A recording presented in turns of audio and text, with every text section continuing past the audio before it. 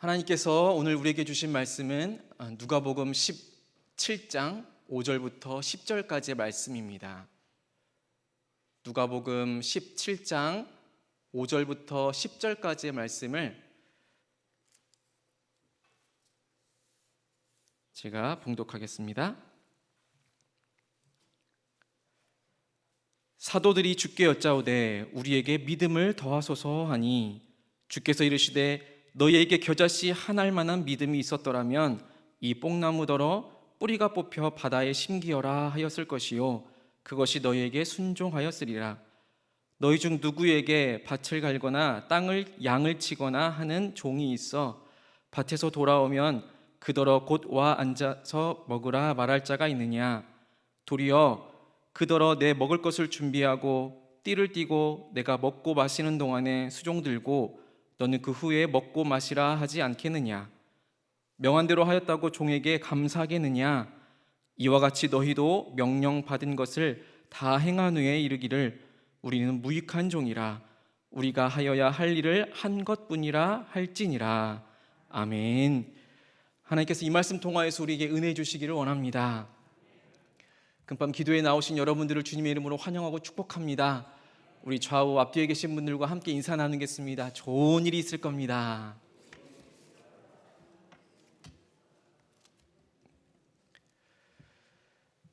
네, 오늘은 질문을 하나 하면서 시작을 하려고 합니다. 질문을 잘 듣고 마음속으로 한번 대답을 해보시면 좋을 것 같습니다.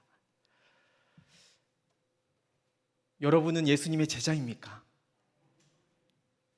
벌써부터 아멘이 나오면 아멘입니다. 여러 복잡한 생각이 혹시 떠오르십니까? 제자? 내가 과연 제자인가? 질문을 듣자마자 아멘! 이렇게 당연하지, 내가 예수님의 제자이지 라고 생각하시는 분도 있으실 겁니다.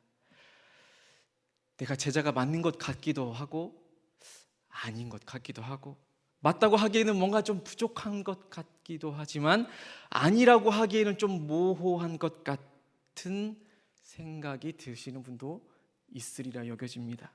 그렇다면 예수님께서 직접 하신 말씀을 들려드릴 터이니 내가 정말 예수님의 제자가 맞나? 라고 다시 한번 더 생각해 보시기 바랍니다. 예수님께서 많은 무리들에게 둘러싸여 있었습니다. 그래서 수많은 무리들을 향하여서 예수님께서 말씀하셨어요. 여기에서 무리라는 것은 예수님을 믿든 안 믿든 상관이 없었습니다. 모든 사람들을 일컫습니다. 그리고 이 무리 안에 예수님의 제자들도 당연히 포함되어 있었습니다. 누가복음 14장 26절 말씀입니다. 잘 들어보시고 내가 정말 제자인가 생각해 보십시오. 누구든지 내게로 오는 사람은 자기 아버지나 어머니나 아내나 자식이나 형제나 자매뿐만 아니라 심지어 자기 목숨까지도 미워하지 않으면 내 제자가 될 수 없다. 여전히 아멘이십니까? 어떠신가요? 내가 예수님의 제자인가에 대한 질문에 대해서 조금 더 명확해지셨나요? 아니면 더 마음이 복잡해지셨습니까? 그렇다면 예수님의 말씀을 하나 더 들려드리겠습니다. 누가복음 14장 33절 말씀인데요, 역시 무리들에게 하신 말씀입니다. 너희 가운데에서 누구라도 자기 소유를 다 버리지 않으면 내 제자가 될 수 없다.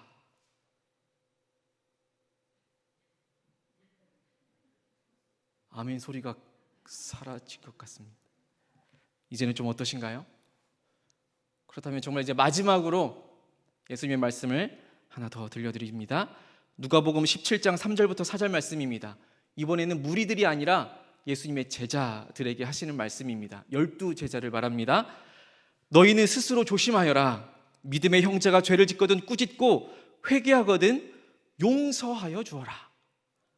그가 내게 하루에 7번 죄를 짓고 7번 내게 돌아와서 회개하오 하면 너는 용서해 주어야 한다.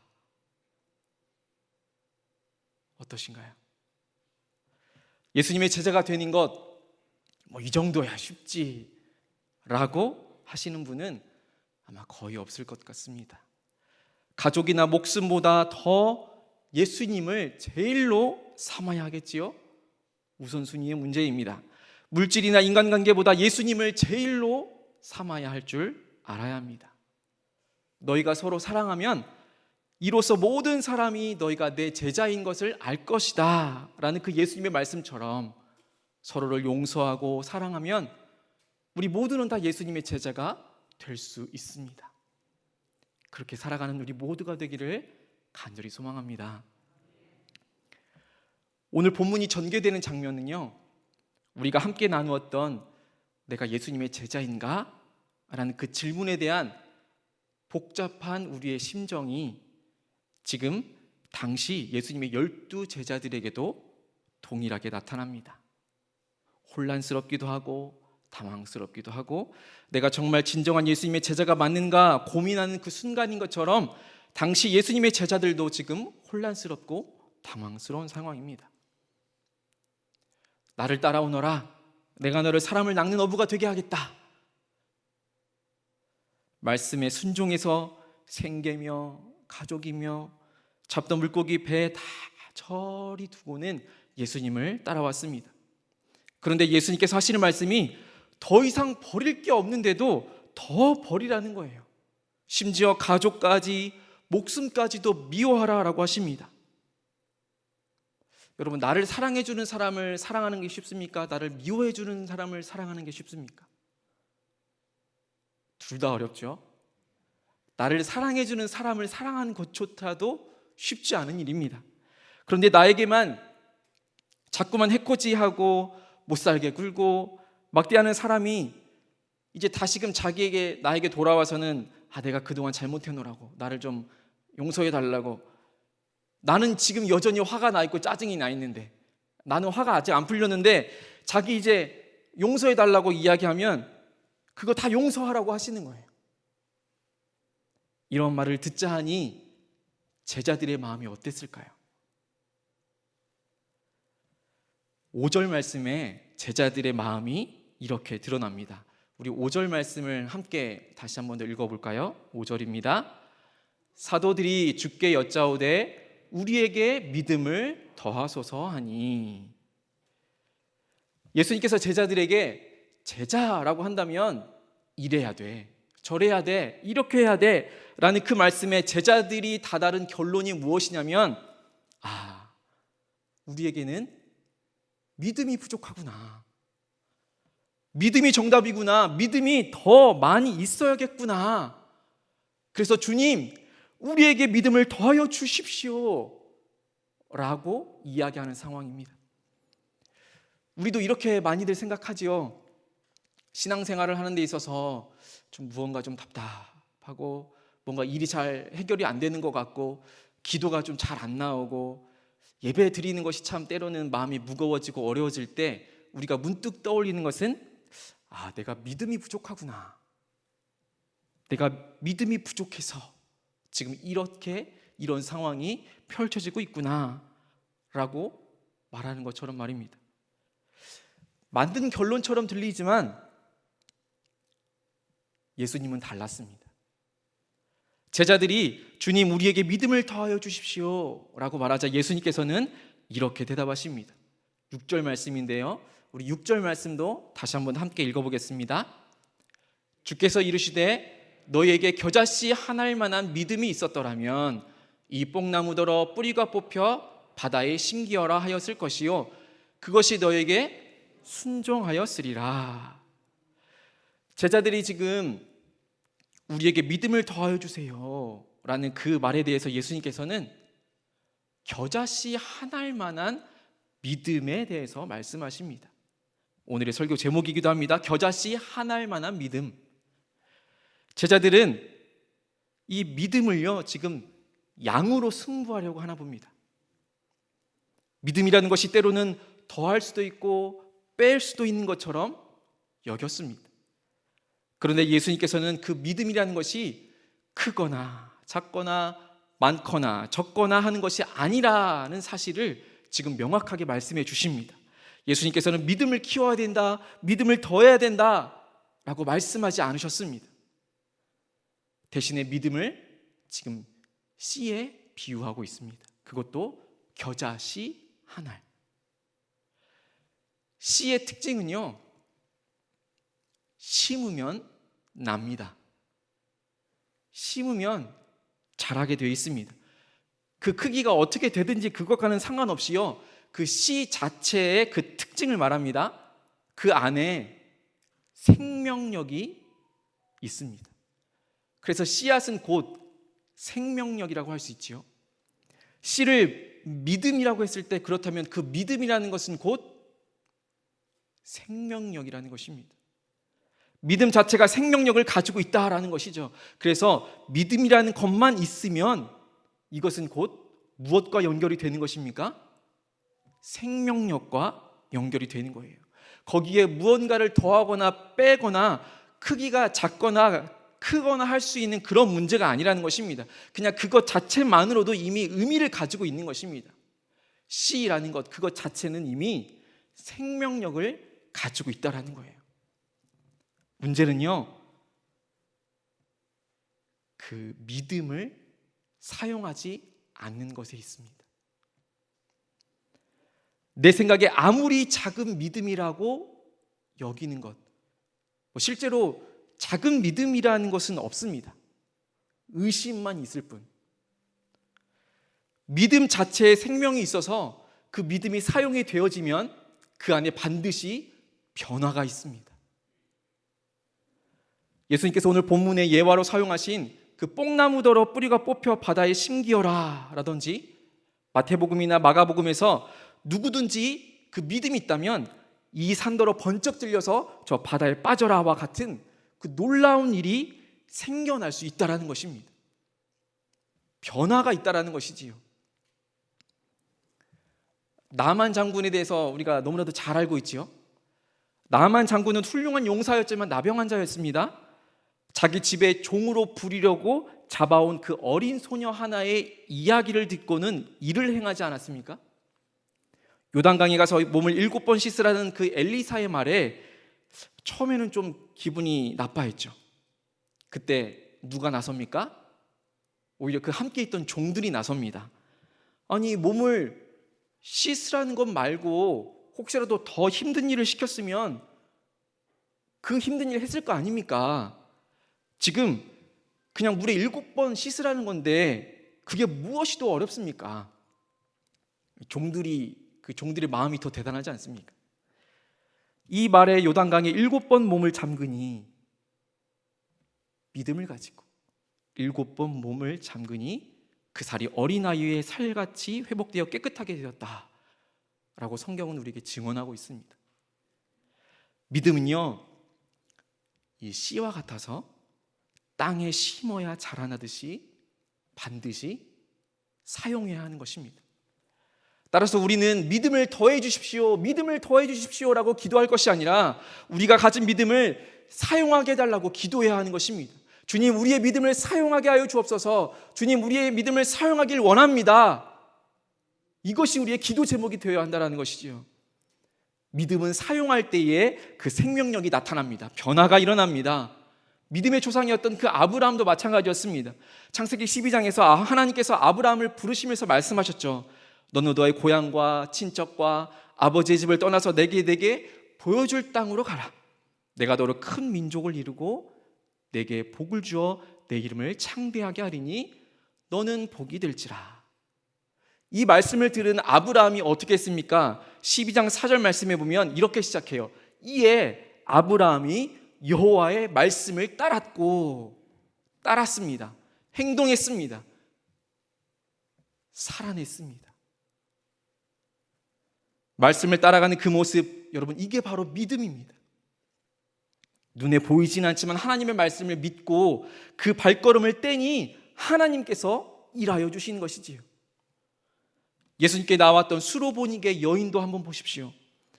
당시 가장 괄시받고 무시받았던 이방, 거기에 여인의 신분이었습니다. 거기에다가 귀신 들린 여자 아이였습니다. 딸아이였죠. 그 아이를 고쳐달라고 지금 예수님께 나온 것입니다. 수많은 무리들 가운데서 이 이방 여인이 예수님 앞에 나옵니다. 그것만으로도 사람들은 손가락질할 만한 일이었습니다. 그런데 그게 지금 그 여인에겐 중요하지 않았습니다. 예수님께 나아가면 내 딸아이가 고쳐질 것이다 라는 그 믿음이 있었기 때문에 예수님께 당연히 나아갔던 것이지요. 일말의 그 믿음을 하나로 주변의 그 손가락질에도 불구하고 예수님께 나아갑니다. 믿음을 사용하였습니다.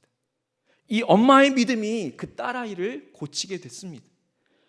아브라함은 처음부터 특별한 사람이었습니까? 수르보니게 여인은 처음부터 특별한 사람이었습니까? 믿음은요, 우리 모두가 다 이미 가지고 있습니다. 그 믿음을 사용하니 특별해지는 것이지요. 믿음은 곧 행동입니다. 믿음은 생명력을 가지고 있습니다. 그래서 믿음을요, 사용해야 하는 것입니다. 그래야지만 생명력을 가진 그 믿음이 삶을 변화시키고 우리의 가정을 변화시키고 우리의 삶의 영역을 변화시키고 이 나라와 이 민족을 변화시켜 나아갈 수 있는 것입니다. 하나님께서도 우리가 특별하기 때문에 사용하는 것이 아닙니다. 믿음이 있는 우리가 그 믿음을 사용할 때 하나님께서는 우리를 특별하게 사용하여 주실 줄로 믿습니다. 우리 개인의 삶 속에, 우리의 가정 안에, 우리의 직장에, 우리가 다니는 학교에, 우리의 삶의 모든 영역에 우리의 믿음의 모습이 나타나 보여지기를 간절히 소망합니다. 믿음을 사용할 수 있기를 바랍니다. 예수님의 제자로서 이미 가지고 있는 그 믿음을 사용할 수 있는 우리 모두가 되기를 간절히 소망합니다. 제자가 믿음을 사용할 때요, 예수님께서는 우리에게 분명한 자세를 말씀해 주십니다. 그 말씀이 이제 7절부터 10절까지의 말씀입니다. 7절부터 10절까지의 말씀을 보니 밭을 갈고 양을 치고 하는 일을 하는 종이 있지요. 종이 마땅히 감당해야 하는 그 자세에 집중해 보기를 원합니다. 그러니까 종은요, 지금 밖에서 밭을 갈았습니다. 양도 쳤습니다. 이제 집에 들어옵니다. 애쓰고 수고한 그 종을 위해서 누군가가 식탁에 밥을 차려놓고는 자, 애쓰고 수고했으니 이제 밥을 먹거라 라고 어느 누구도 이야기해 주지 않는다라는 것입니다. 오히려 어떤 상황이 펼쳐집니까? 밭간일을 했으니 이제는 집안일을 해야 할 차례라는 거죠. 주인을 위해서 먹을 것을 준비해야 합니다. 거기다가 주인이 밥 먹을 동안 그 옆에 서서 시중을 또 들어야 합니다. 그런 다음에야 먹고 마실 수 있는 거죠. 이 이야기를 해주시면서 예수님께서 제자들에게 이렇게 말씀하십니다. 우리 10절 말씀 함께 읽겠습니다. 10절 말씀입니다. 이와 같이 너희도 명령을 받은 것을 다 행한 후에 이르기를 우리는 무익한 종이라 우리가 하여야 할 일을 한 것뿐이라 할지니라. 아멘. 여러분, 이게 무슨 말씀입니까? 제자로서 명령받은 대로 다 하고 나서 우리는 쓸모없는 종입니다. 우리는 마땅히 해야 할 일을 하였습니다 라고 이야기를 하라는 거죠. 예수님께서 지금 제자들에게 그렇게 이야기하고 있는 거예요. 여러분, 이 이야기를 들으면 어떤 사람은 참 못된 주인이네. 아니, 힘들게 밖에서 그렇게 일하고 왔으면 좀 쉬게 해주고 먹을 것도 주고 좀 물 한 잔도 주고 좀 쉬게 좀 해주지, 좀 너무하네 라고 생각할 수 있습니다. 그런데 우리 본문에서는요, 그 주인의 행동에 대한 그 옳고 그름을 따지는 것이 아니라 그 종의 마땅한 자세를 예수님께서 말씀해 주고 계십니다. 여러분, 종은요, 칭찬을 받거나 무언가 보상을 얻기 위해서가 아니고 마땅히 자기가 해야 할 일을 하는 사람입니다. 종의 신분이 그런 역할을 하는 것이죠. 물론 지금에야 그 종의 제도가 없기 때문에 그렇지만 당시에는 이 말씀이 듣는 제자들에게 있어서는 아주 잘 이해가 되었을 것이에요. 예수님께서 예수님의 제자로서 그 믿음을 사용할 때에 꼭 경계해야 할 것이 있음을 여기에서 말씀해 주고 계십니다. 믿음은 씨와 같다고 했습니다. 믿음은 씨와 같아서 그 안에 생명력이 있고 변화를 기대하는 마음으로 사용해야 한다고 했는데, 그런데 그 믿음이 영적인 교만이나 영적인 나태함으로 이어지면 안 되는 것이지요. 우리는 주님의 제자이면서도 동시에 주님의 종이어야 합니다. 함께 따라해 볼까요? 주님, 제가 주님의 제자입니다. 주님, 제가 주님의 종입니다. 혹시 이런 마음으로 신앙생활 하시는 분 계신가요? 주님, 제가 이거 할 테니까 저에게는 저것을 좀 주세요 라든지, 아니 오히려 주님께서 이거 해줄 때까지는 저는 절대로 움직이지 않겠습니다 라든지, 주님, 저는 그냥 지금이 좋습니다. 자꾸 이것저것 하라고 하시는데 저는 그냥 지금이 좋아요. 그냥 내버려 두세요. 여러분, 오늘 본문 가운데서 예수님께서는 제자들에게 이렇게 말씀하세요. 너희도 명령을 받은 대로 다 하고 나서 우리는 쓸모없는 종입니다. 마땅히 해야 할 일을 하였을 뿐입니다 라고 말입니다. 앞쪽에 예수님께서 이렇게 말씀하시죠. 너희도 명령을 받은 대로 다 하고 나서입니다. 그러니까 분명 예수님께서 우리를 제자로 불러주시면서 우리를 제자의 역할된 도리를 할 수 있는 그곳으로 불러주신다라는 것입니다. 명령을 내려주신다라는 거죠. 우리의 삶의 자리로 보내십니다. 그래서 우리로 하여금 마땅히 제자로서 그 일을 다 하게끔 불러주신다라는 것이지요. 그 부르심에 응답하는 것은 바로 우리라는 것입니다. 오늘 본문에서 그 종은 바로 우리라고 할 수 있겠지요. 그렇다면 종이 있으면 주인이 당연히 있겠지요. 그럼 여기에 나오는 주인은 바로 하나님이십니다. 여러분, 많고 많은 그 표현 중에서 하필 종이었을까요? 그것도 무익한 종. 세번역 성경을 보니까 이 무익한 종을 쓸모없는 종이라고 이렇게 해석했어요.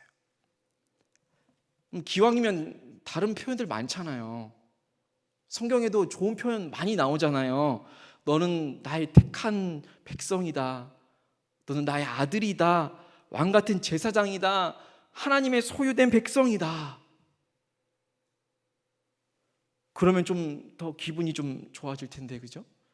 기왕 힘든 일을 할 거 행복하게 할 텐데, 그죠? 그런데 예수님께서는 종이라고 말씀하세요. 종된 우리는요, 주인 대신 하나님만을 섬기는 것입니다. 저는 이걸 참 다행이라고 생각해요. 우리가 섬기는 주인이 사람이 아니라 하나님이라는 사실 말입니다.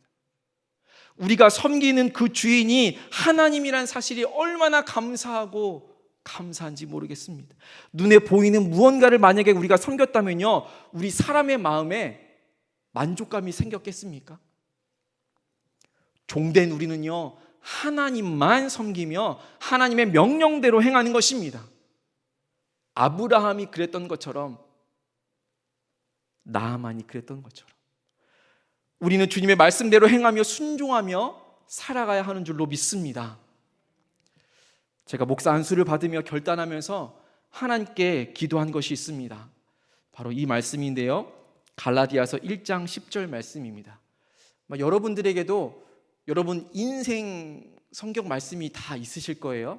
인생 찬송가가 있는 것처럼 여러분들의 삶을 이렇게 늘 조명해주고 또 밝혀주는 그런 말씀과 찬송이 다 있으시지요? 꼭 찾아보시기 바랍니다.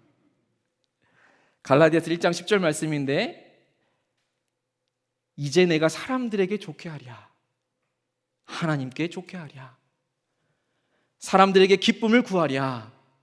내가 지금까지 사람들의 기쁨을 구하였다면 그리스도의 종이 아니니라. 여러분, 이 말씀을 세 번역으로 다시 한번 읽어드릴게요. 내가 지금 사람들의 마음을 기쁘게 하려 하고 있습니까? 아니면 하나님의 마음을 기쁘게 해드리려고 하고 있습니까? 내가 아직도 사람의 환심을 사려고 하고 있다면 나는 그리스도의 종이 아닙니다. 아멘이십니까? 하나님의 종된 우리는요, 주인이신 하나님만을 기쁘시게 하는 것, 그것이 제일의 목적이 되어야 합니다. 예수님께서는 믿음을 사용하면서 그 믿음을 헛되게, 다르게, 잘못된 곳에 사용하지 않기를 간절히 바라고 계십니다. 믿음을 사용하되 예수님의 제자로서 종된 마음으로 하나님만을 섬겨야 하는 것입니다. 그리고 우리의 마음 가운데에는, 우리 입술의 고백에는 저는 무익한 종입니다. 하나님, 저는 쓸모없는 종입니다. 내가 한 일은 전혀 없습니다. 라는 믿음의 고백입니다. 그저 하나님께서 주신 은혜에 감사하는 그 마음을 내가 표현했을 뿐입니다. 라는 것이 우리의 믿음의 고백인 것입니다. 설교를 마무리하며 처음 드렸었던 그 질문을 다시 한 번 더 해보고자 합니다. 말씀을 살펴보았으니 심경의 변화가 좀 있겠지요? 겨자씨 하나일 만한 믿음이 있다면 우리 모두는 예수님의 제자입니다. 사랑하는 우리 성도님들, 여러분들은 예수님의 제자입니까? 그렇다면 이미 주신 믿음을, 이미 우리가 가지고 있는 그 믿음을 종된 마음으로 오직 하나님께만 사용할 수 있는 우리 모두가 되어지기를 간절히 소망합니다.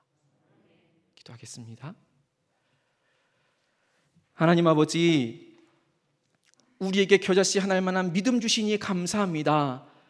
그 겨자씨 하나일 만한 믿음을 가지고 이 땅 가운데 우리가 기쁨으로 살아갈 수 있도록 인도하여 주옵소서. 예수님의 이름으로 기도합니다. 아멘.